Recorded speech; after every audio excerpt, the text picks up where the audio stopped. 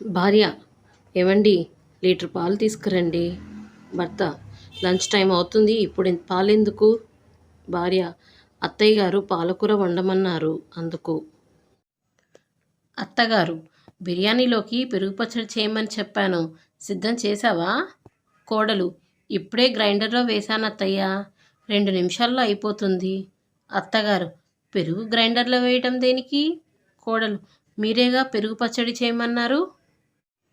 భర్త: అన్నం నిండా రాళ్ళే ఉన్నాయి, 2 కళ్ళు ఉన్నాయిగా, చూసి వండలేవా? భార్య: మీకు 32 పళ్ళున్నాయిగా, ఆ మాత్రం నమల్లేరా ఏంటి? భర్త: అమ్మాయి పెళ్లి కోసం తెచ్చిన బాణసంచా కనిపించటం లేదు, ఎక్కడైనా చూసావా?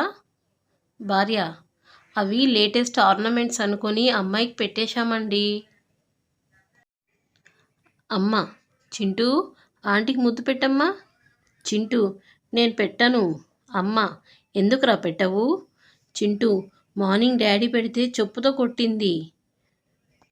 ఏవండి, చింటూ చెప్పేది నిజమేనా? భార్య చేసిన వంటకం తింటే ఆరోగ్యకరం, కాంప్లిమెంట్ ఇచ్చి తింటే సంతోషకరం, కామెంట్ చేస్తూ తింటే ప్రమాదకరం.